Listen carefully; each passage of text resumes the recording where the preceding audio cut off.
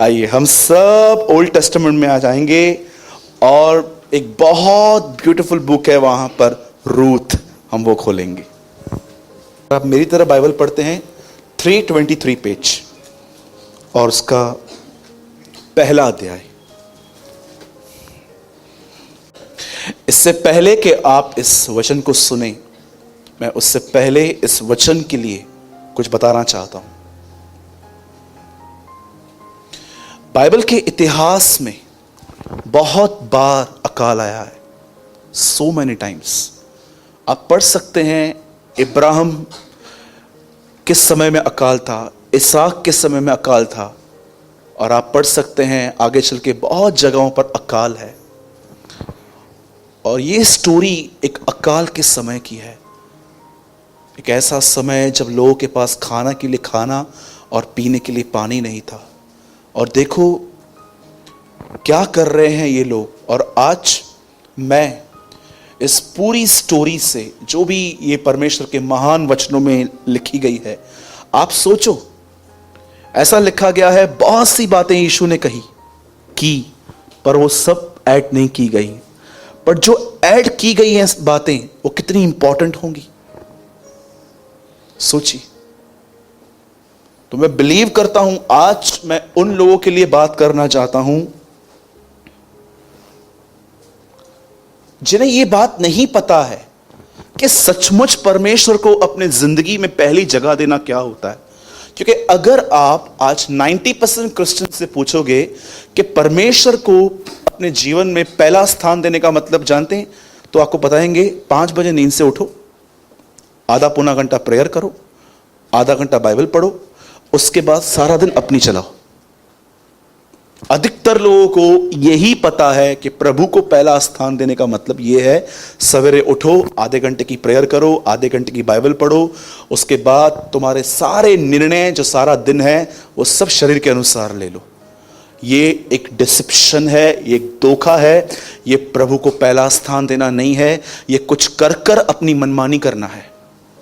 आप यीशु को कहां भी नहीं देखोगे कि वो सुबह उठा, उसने 1 घंटा प्रभु से बात की, उसके बाद वो आराधनालय में गया और दिन भर वो लोगों को चिल्लाता रहा, चीटिंग करता रहा, झूठ बोलता रहा और मन में पाप करता रहा। बिल्कुल भी नहीं। आज आप जानो कि परमेश्वर को आपकी जिंदगी में आपने कौन सी प्लेस दी है। आप जानते हैं एक समय था जब बाइबल बताती है कि एक यीशु यहूदियों को यह बात समझाने की कोशिश कर रहा था कि तुम कितना रिजेक्ट करने में आगे हो हर चीजों को। वो उनको कहता है कि एक व्यक्ति था, उसने अपने घर में बहुत भोजन बनवाया और उसके खुद के जो लोग थे क्या कहते हैं, आज मेरी मैरिज है, कोई कहता है मैंने बिजनेस स्टार्ट किया है, कोई कहता है मैं बैल लेकर आया हूं, मुझे नया काम चालू करना है। उसके बाद देखिए वो कैसे एक्सक्यूजेस पे एक्सक्यूजेस देते रहते हैं। आपको पता है ये भोजन कौन है? कौन है ये राजा? क्या आप ये बिलीव कर सकते हैं कि सारा प्रॉब्लम आपकी सोच में है? आपको सिर्फ एक स्टेप लेना है, आपकी लाइफ आगे चल के डिफरेंट, एकदम अलग हो सकती है। जरा सोचिए, एक बात सोचिए, ऐसा लिखा गया है कि आदम ने पाप किया, मृत्यु ने राज्य किया, यीशु ने धर्म का काम किया, जीवन राज्य कर रहा है। क्या आप ये बात बिलीव करते हो कि अब तक व्यभिचार नहीं हुआ था, अब तक हत्या नहीं हुई थी, पर एक फ्रूट खाना पूरे दुनिया में डेथ लेकर आया था? आज देखो, हम मरे हुए पैदा होते हैं आत्मा में, फिर एक दिन आता है पवित्र आत्मा हमारे अंदर आता है और हमें जिलाता है। आप सोचो, एक काम, यीशु का एक काम, लिखा है एक काम, उसने पूरे धर्म रूपी वरदान अनुग्रह को हमारे सामने उंडेल दिया। आपको पता है कभी कभी आपको अपने कंफर्ट जोन से निकलकर सिर्फ एक स्टेप लेना पड़ता है और चीजें कंप्लीटली डिफरेंट हो जाती हैं। हमें सुबह उठना है, ब्रेड बटर लेना है, चाय लेनी है, 5 मिनट न्यूज़पेपर, 10 मिनट न्यूज़पेपर पढ़ना है, फिर फ़ोन निकालना है, कितनों ने गुड मॉर्निंग बोला, कौन सी बातें आई हैं, और हमारा जो माइंड है मॉर्निंग से ही इसमें चला जाता है। उसके बाद हमारी एक नामधारी प्रार्थना चालू होती है। पिता, मैं दुआ करता हूँ यीशु मसीह के नाम में, इस समय में मैं आपके पास आता हूँ, मैं प्रार्थना करता हूँ आज मुझे आशीष देना, आज मेरे परिवार का उद्धार करना। यही आपकी लाइफ है। फिर निकलेंगे काम के लिए हम, गप्पे मारते हुए ट्रैवल करेंगे, अपने काम पे जाएंगे, सारा दिन काम में घुसे हुए रहेंगे, कहीं हम वधिया कमाया ना, ज़्यादा लूम है, और फिर शाम को आएंगे थका हुआ सा बदन लेकर, और धन्यवाद यीशु आपने मुझे संभाला, तारक मेहता देखेंगे, सो जाएंगे। This is your life. इससे कुछ भी अलग नहीं है। क्या आप थक नहीं गए हो कि ब्रदर मुझे एक बात बताइए, जब खुदा ने आपको बोर्ड से बाहर आने के लिए कहा है तो आप क्यों अंदर खड़े हो? मैं आपको फिर से कहता हूं, आपकी लाइफ डिफरेंट हो सकती है आज से। सिर्फ आपको आज वो करना है जो आज मैं रूत की किताब से आपको समझा रहा हूं कि देखो उस लेडी ने क्या किया। अरे मैं आपको बताना चाहता हूं, वो मोआबिन थी। जानते हो मोआबिन कौन होते? लूत ने अपनी बच्चियों के साथ व्यभिचार किया था, वहां से जो बच्चे पैदा हुए वो मोआबी थे। एक व्यभिचारी खानदान से आई हुई लड़की क्या खुदा को ऑनर देती है वो? सोचो कौन थी मोआब? मोआब कौन होते?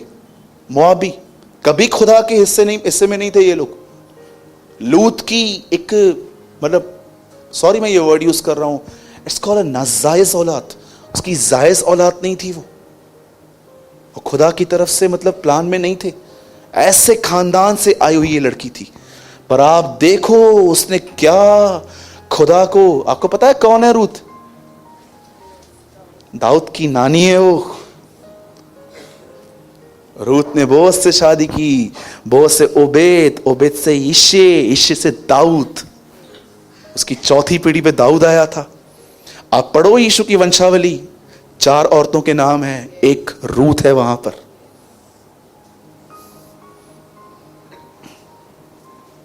अगर आज कुछ न्यू लर्न करना चाहते हो अपने लाइफ में तो बड़े ध्यान से बैठो। सोना है तो पीछे वॉश बेसिन में जाओ, मुंह धो के आओ पहले, ठीक है? और जिसको भी मैंने सोते हुए देखा, मैं आपको सबके सामने गुड मॉर्निंग बोल दूंगा। ओके, आइए चैप्टर 1 वर्स 9।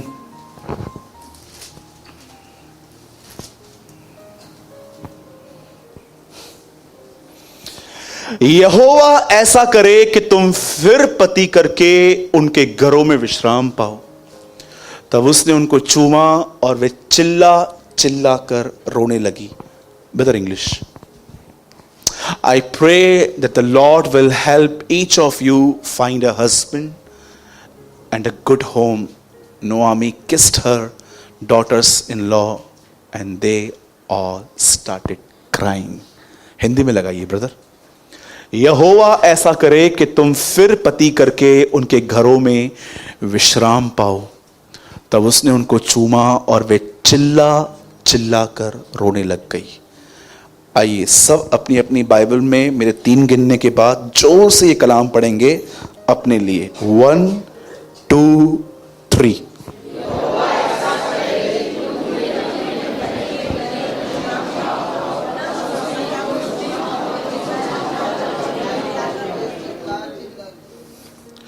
बाइबल बताती है एक लेडी थी, उसका नाम था नोआमी। बोलिए नोआमी। और उसका एक हस्बैंड था एलिमेलेक, उसका नाम था। ये लोग इज़राइल में रहते थे। बोलिए इज़राइल। इज़राइल एक ऐसा देश है, आज भी इज़राइल एक ऐसी कंट्री है जो परमेश्वर ने इन लोगों को गिफ्ट में दी थी, और परमेश्वर ने इसी लैंड में इनको रहने के लिए कहा था। क्या आप जानते हैं किसी इज़राइली को इज़राइल से बाहर जाने की आज्ञा नहीं थी? वो हमेशा वहीं रहते थे। क्यों? क्योंकि परमेश्वर ने उन्हें वो लैंड दिया था। अब हुआ क्या, नोआमी अपने पति के साथ वहां पर रहती थी, ठीक है? अब एक दिन ऐसा हुआ कि उनके यहां पर एक अकाल सा आया। बोलिए अकाल। जैसे वो अकाल आया, बाइबल ऐसा बताती है इस परिवार ने डिसाइड किया कि ये लोग यहां से मूव करेंगे। आपको पता है लाइफ में अगर आप कभी भी मूव कर रहे हो तो किस तरह आपको मूव करना चाहिए? आप कैसे जानोगे कि ब्रदर जो मैं करने जा रहा हूं इसमें खुदा की मर्जी क्या है?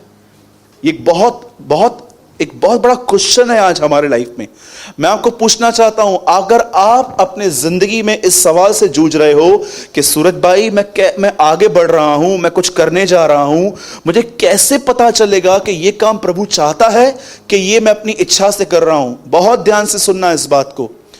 अगर आप कोई भी काम करते समय अपने अंदर शांति महसूस नहीं कर रहे हो तो उस काम को मत करना। Peace is a mark of God's will. परमेश्वर की इच्छा का चिन्ह है शांति। अगर आप कुछ भी करते समय याद रखना, कभी कभी परमेश्वर कभी कभी आपको कुछ करने से पहले वो आपके मन के अंदर अशांति डाल देता है ताकि आप जानो कि यह काम उसकी तरफ से नहीं है। अगर आप कभी भी ये बात जानना चाहते हो ना कि ब्रदर मैं करूं नहीं करूं, प्रे करते समय ये महसूस करो कि प्रभु अगर मुझे ये काम करते हुए अगर शांति महसूस हो रही है तो मैं करूंगा, अदरवाइज मैं नहीं करूंगा। इसलिए आप देखो बहुत सारे काम जब हम करते हैं परमेश्वर में साइन देता है। आप जानते हैं फुटबॉल में एक रेफरी होता है और जब भी वो गड़बड़ी देखता है ना तो वो सीटी बजाता है। सीटी बजने के बाद आप गोल भी करो वो काउंट में नहीं आता है। इंग्लिश में ऐसा लिखा गया है, peace of the Lord refer to your heart.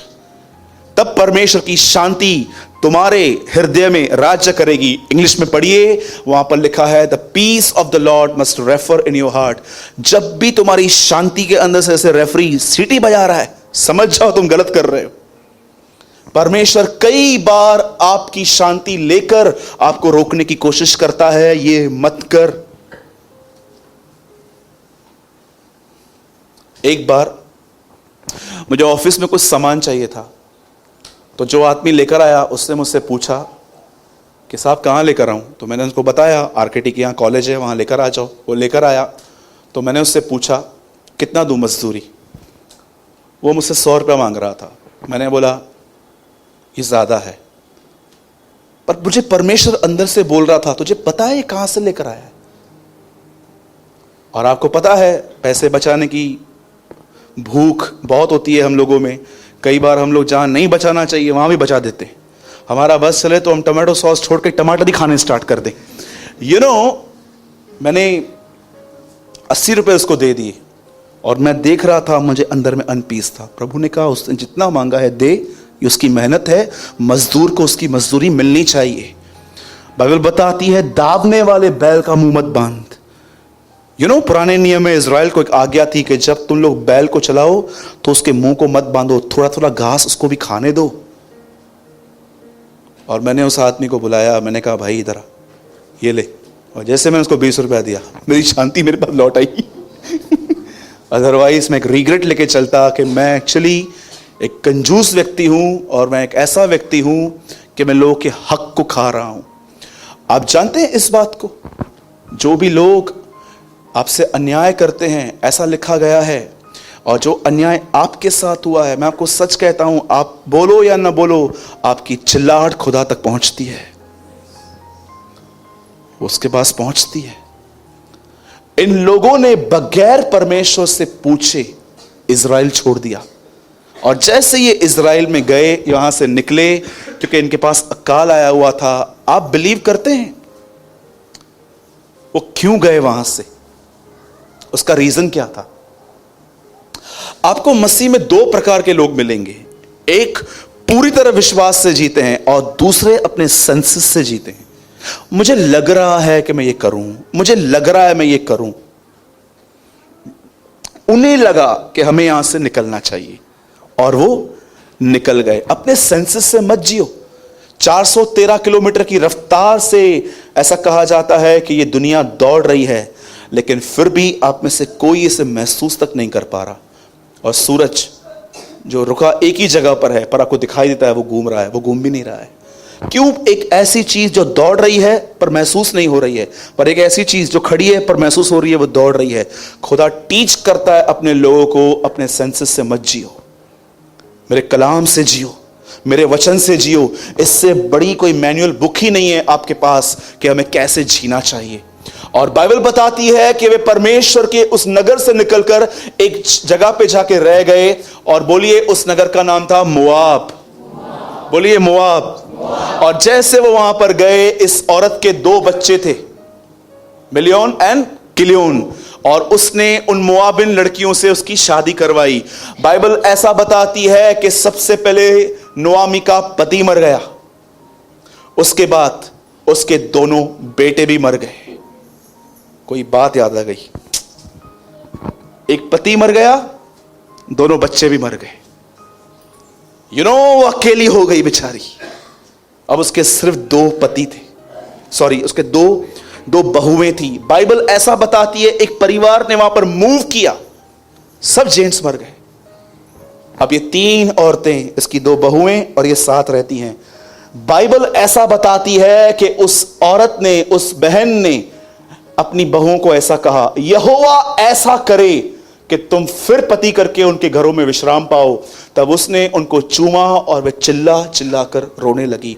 पता है, जब ये सब जेंट्स मर गए और ये 2 बहुएं और उनकी सांस जब बची, वो सांस उन्हें ये एडवाइस देती है, एडवाइस भी नहीं, एक्चुअली कमांडमेंट देती है कि चली जाओ यहां से, अच्छा है।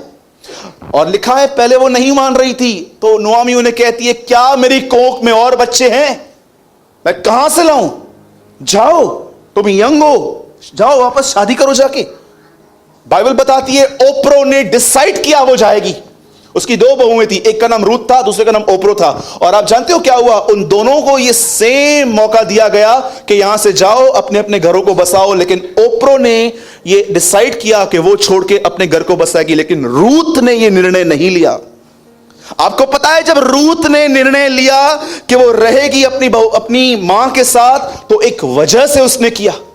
आप सोचो, एक औरत ने अपना सब कुछ गंवा दिया था, अपने बेटे, वो तो उनको कहती है मेरा दर्द तुमसे बड़ा है। अरे मेरा तो हस्बैंड क्या, और मेरे बच्चे भी साथ में गए। वो कहती है मेरा पेन उससे बढ़कर है। और जानते हैं हुआ क्या? ओप्रो ने कहा ठीक है मैं जा रही हूं, लेकिन रूथ ने निर्णय लिया वो नहीं जाएगी, वो रहेगी। लेकिन बहुत सारे लोग इस बात को नहीं जानते हैं कि रूथ ने यह निर्णय क्यों लिया। ऐसा क्या था नोआमी के पास जो रूथ ने कहा नहीं, मैं नहीं जाऊंगी, मैं रहूंगी तेरे साथ? जानते हो क्यों? क्योंकि रूथ ने नोआमी के द्वारा इज़राइल के परमेश्वर को जाना था। She knows the God of Israel. तेरे लोग मेरे लोग हैं, तेरा परमेश्वर मेरा परमेश्वर है, ये कह के वो रुकी थी।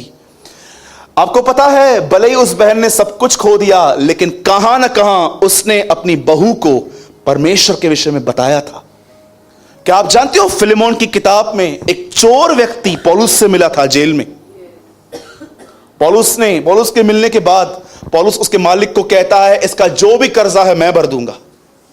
पहले तो ये किसी काम का नहीं था, अब तो ये बड़े काम का हो गया है। पौलुस के साथ जेल में रहकर लोग बदल जाते थे। मैं आपसे पूछना चाहता हूं, क्या आज आप अपने परिवार पे कोई छाप डालते हो? अगर तुम नहीं डालते तो उसका कारण जानते क्या है? क्योंकि तुम समय संसारिक हो, तुम्हें दुनिया चाहिए, तुम इतने बुद्धिमान हो, तुम जानते हो क्या करते हो? ये देखो मैं आपको बताता हूं।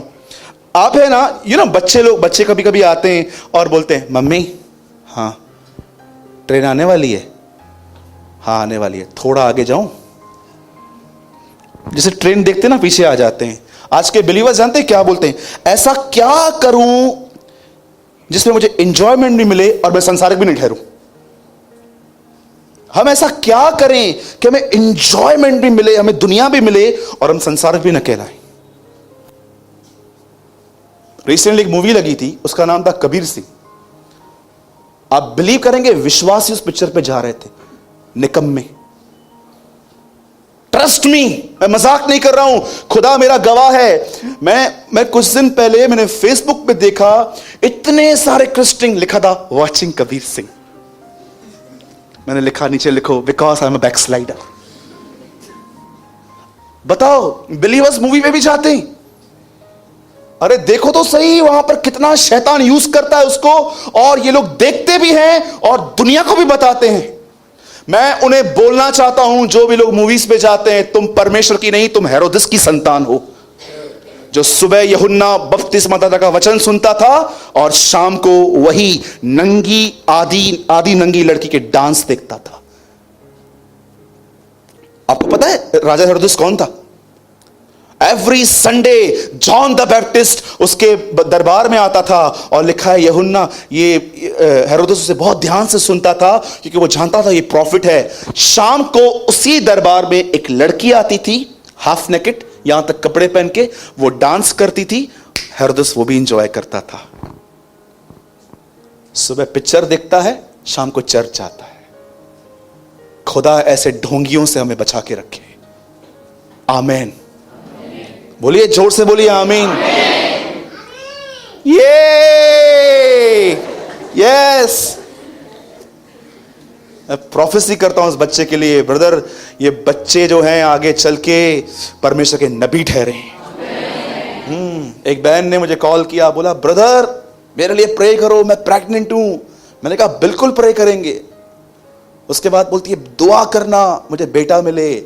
मैंने कहा ये घिनौनी प्रार्थना नहीं करूंगा, क्योंकि मैं जानता हूं, खुदा जानता है आने वाली जनरेशन को कौन चाहिए। यस। क्यों बहनें क्या यहां वहां से आई हैं? मैं यीशु मसीह के नाम से बहनों आपको कहना चाहता हूं, कलीसिया को दूल्हा नहीं दुल्हन कहा गया है। परमेश्वर ने आपको, हाँ यस, उसे फीमेल का नाम दिया है। तुम चलो बैठ के।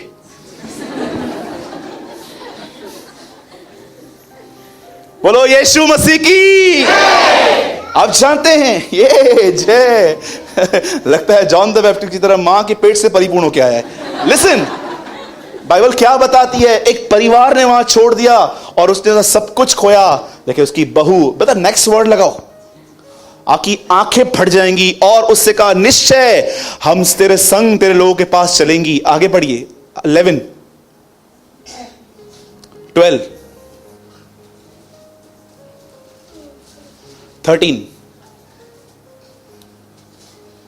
14 15 सॉरी।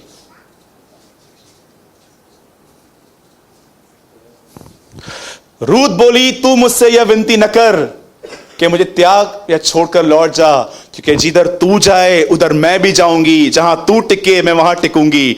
तेरे लोग मेरे लोग हैं, तेरा परमेश्वर मेरा परमेश्वर है। आइए इस कलाम के लिए ताली बजाएं। Praise the Lord. तुम्हारे घर पे काम वाली भाई तुमको बोलती है तेरा परमेश्वर मेरा परमेश्वर है। तुम्हारे दुकान पे वर्कर्स तुमको बोलते हैं तेरा खुदा मेरा खुदा है। जानते हो क्यों नहीं बोलते हैं? क्योंकि उन्होंने तुम में खुदा नहीं देखा है। उन्होंने तुम में एक रिलीजियस व्यक्ति देखा है जो अपने आप को इतना पवित्र समझता है कि किसी से हाथ नहीं मिलाता है। एक आदमी दूसरे आदमी को बोल रहा था किसी विश्वासी से हाथ मत मिला। बोला क्यों? बोला अभिषेक चला जाएगा। जो ऐसी मेंटालिटी रखते हैं ना, तो मैं बोलना चाहता हूं अभिषेक तो बाद में जाएगा, पहले तू अपने अंदर से दुष्टात्मा निकाल। क्या ये लोग क्या यीशु से ज्यादा पवित्र हो गए? इशू ये है, अंडरस्टैंड? अब देखिए ये एक निर्णय था, अब इसे डिसाइड किया कि ये अपने परमेश्वर के साथ रहेगी। वो जानती थी कि जिस परमेश्वर को नोआमी जानती है ना, मुझे नोआमी के साथ रहना पड़ेगा उसे जानने के लिए। समझ रहे? आप जानते हैं अब क्या हुआ? अब देखो, एक मोआबिन लड़की ने अपना पति खोया, लेकिन अब उसे डिसाइड किया कि वो उसके साथ रहेगी। अब देखो, इसमें से कुछ भी इत्तेफाक नहीं है। आपको पता है रूथ की किताब एक इत्तेफाक किताब नहीं है। कुछ कुछ चीजें कैसे इत्तेफाक से हो जाती हैं, बार बार सेम चीजें हो जाती हैं, हमें लगता है यार नहीं इत्तेफाक है। ये इत्तेफाक नहीं है।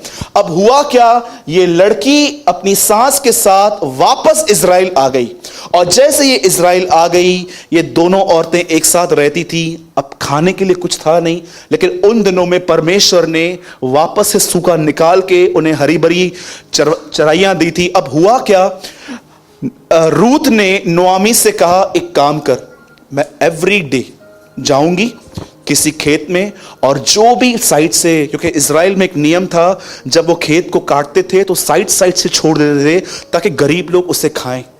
और जानते हुआ क्या, जिस खेत में वो गई, वो खेत एक व्यक्ति का था जो नुआमी का ही दूर का रिश्तेदार था बोअज, और ये वहां पर गई और बोअज ने उसे बहुत ध्यान से देखा।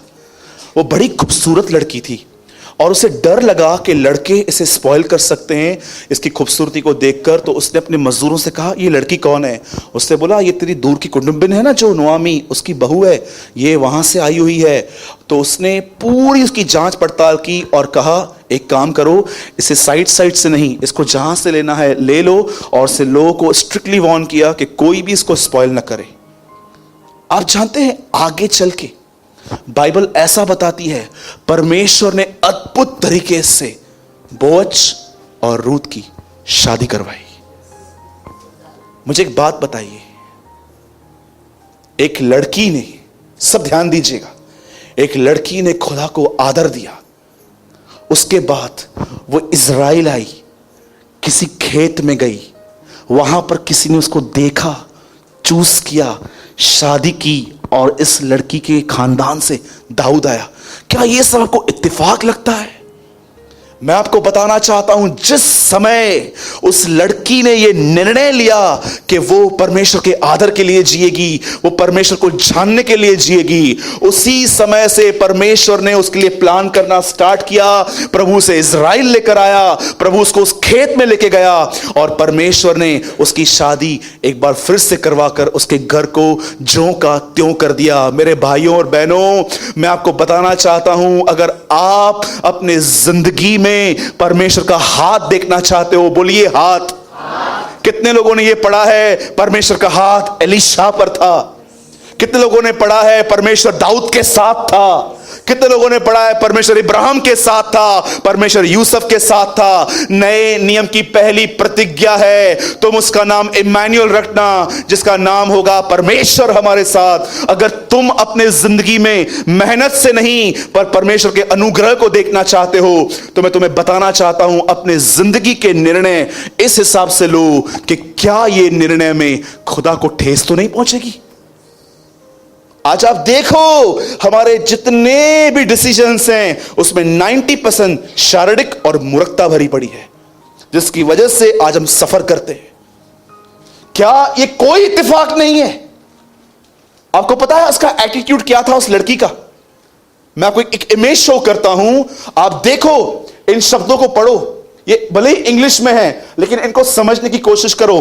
देखो, एक व्यक्ति ने रूथ के लिए क्या लिखा था यहां पर। Ruth is a woman who has experienced great loss and pain. Ruth एक ऐसी लड़की थी जिसने अनुभव किया खोना और दर्द, yet has remained loyal and faithful. उसके बाद भी वो ईमानदार और विश्वास योग्य बनी रही, no matter what, जो भी हो। She has found her strength in God. उसने अपनी ताकत खुदा में पाई। कितने लोग हैं, मुझे बताइए, लाइफ में आपने कुछ खोया और वो चीज आपको छोड़ती नहीं है, पर उसके बाद भी आप विश्वास होकर बने रहते हो और खुदा में अपनी ताकत पाते हो। सोचो, हाउस यू। ये कोई इत्तेफाक नहीं थी, ये कोई इत्तेफाक नहीं थी, खुदा उसको ऑर्डेन कर रहा था। सोचो, जीसस की लाइफ कैसे प्लान हुई थी। सब बैठे हुए थे स्वर्ग में, बेटा बैठा हुआ था, पाखरू बैठा हुआ था, स्वर्गदूत बैठे हुए थे, पूरी डिसाइड की जा रही थी, तेरा जन्म कहां पर हो बेटा, सबसे गंदी सिटी कौन सी है इज़राइल में? तेरे टाइम पे नासरत होगी, वहीं पर। ओके, उसके बाद एक टाइम आएगा राजा तुझे मारने के लिए जाएगा, तो कहां लेके भागना है? ओके, यहां पर। मिनिस्ट्री कभी से स्टार्ट करेगा? 30। ओके, 30। पहले किसको ठीक करेगा? नहीं, ठीक नहीं करूंगा, पहले पानी को दाखरस बनाऊंगा। ओह, प्रेज द लॉर्ड। उसके बाद किनके से दोस्ती रखेगा? उस टाइम पे कौन कौन होगा? मार्था होगी, मरियम होगा, लाजर होगा, जकई होगा, इन सबसे मिलेगा उस टाइम के? हाँ हाँ हाँ, चलेगा चलेगा। अच्छा ये बताओ, मुर्दों में से जिंदा होने के बाद किससे मिलेगा पहले? तू चेलों से कि किसी और से? प्रभु उससे जो मेरी वैल्यू करते हैं, जो मेरा इंतजार करते हैं, उस टाइम पे मरियम होगी, उससे मिलना। उसकी पूरी लाइफ ऑर्डेन थी। यह इसीलिए हुआ ताकि नबी का यह वचन पूरा हो। मती कहता है एक एक चीज प्लान की गई थी। खुदावन ने एक बहन के लिए एक लाइफ प्लान की, क्योंकि वो उसके आदर के लिए जी रही थी। आज मैं इस कलीसिया में बैठे हुए हर बहन और अपने भाई से पूछता हूं, क्या तुम अपने जिंदगी में जो कुछ करते हो, क्या एक एक शब्द जो उसको सुनता है, क्या उससे वो आनंद मिलता है कि यार क्या व्यक्ति है ये, आत्मा में बोलता है ये? क्या तुम्हारा एक एक थॉट, सीक्रेट लाइफ जो है आपकी, क्या उसको एक एक थॉट खुश करता है कि वो एक समय आपको देख के कहता है ये मेरे बच्चे क्या कर रहे हैं? आदर दो खुदा को। मलाकी बाइबल की अंतिम किताब है जो सवाल पूछती है, पिता पुत्र का आदर करता है, पुत्र पिता का आदर करता है, मैं परमेश्वर हूं तो मेरा आदर कहां है? बाइबल की अंतिम किताब आपसे पूछती है, where is the honour of God? परमेश्वर का आदर कहां है?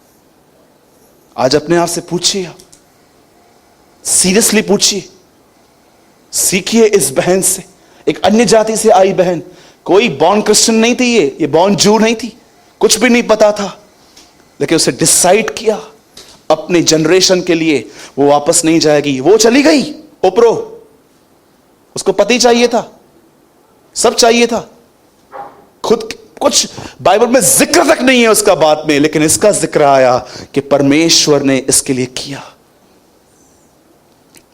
What about you? Are you honouring God? हां, यहां से निकलने के बाद क्या आपके निर्णय उसे कहते हैं कि वही लाइफ है, खाना है, पीना है, संडेया अजय वनो अभियाना में यही लाइफ है आपकी? आज संडे है ब्रदर, आज जाऊंगा। अरे प्रभु मेरा गवाह है, मैं नौकरी करता था, मैं अपने बॉस को जानते क्या बोलता था, बॉस मैं कल नहीं आऊंगा। वो मुझे बोलते थे सैलरी काटूंगा, काट। आप बिलीव करो, मेरे एक दोस्त हैं, आज भी रहते हैं, उनका एक फ्लैट बंद पड़ा था, उस फ्लैट की चाबी लेकर मैं अंदर जाता था, सुबह जाता था, रात को निकलता था, सारा दिन खुदा के साथ बैठा रहता था। सेवकाई करने का कोई जुनून नहीं था मेरे पास, न कोई मैं विजिटिंग करता था उन दिनों में, नया नया विश्वासी था, परमेश्वर से प्रेम में लिप्त था।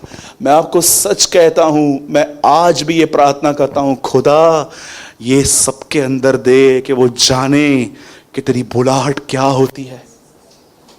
आज कईयों को कलीसिया भी अपने आप को धक्के मार के लेके आना पड़ता है। सोचो, what is your condition? It's time. मैं आपको सच कहता हूं, अगर ये संदेश भी आपको उठा नहीं पाए तो मुझे समझ में नहीं आता है फिर कौन से संदेश आपको जगाएंगे आखिर।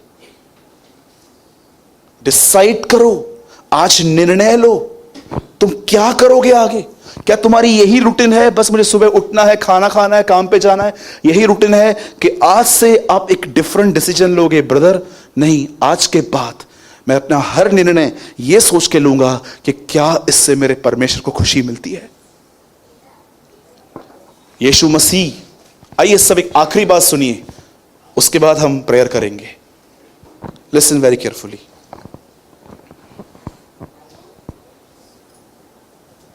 मुझे बताइए,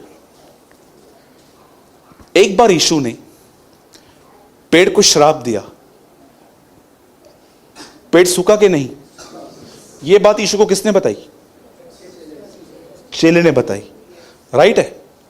जब यीशु ने कहा लाजर बाहर आ, तो लाजर कितने दिनों के बाद आया? हाँ जी, okay, praise the Lord. Third thing, पानी दाखरस में कितने दिनों के बाद चेंज हुआ? हाँ, उसी टाइम पे हो गया, पक्का। यीशु एक जगह पे गया,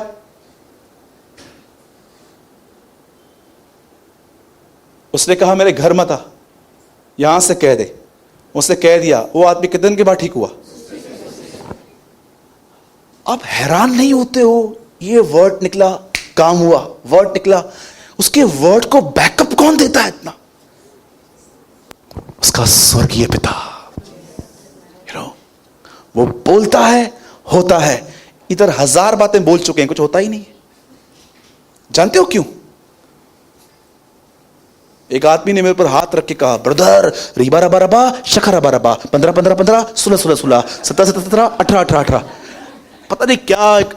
आजकल की अन्य भाषाओं में, मैं अन्य भाषा के बिल्कुल भी खिलाफ नहीं हूं भाई, मैं अन्य भाषा बहुत बोलता हूं और मैं आपको भी कहता हूं, अगर आपके पास वरदान नहीं है, मांगो प्रभु से, क्योंकि लिखा है आत्मिक वरदानों की धुन में रहो। लेकिन याद रखना, आजकल की अन्य भाषा में 3 ही वर्ड्स होते हैं, राबा शाबा, शाबा राबा। चौथा वर्ड नहीं देखोगे, और 90% लोगों ने कॉपी किया है।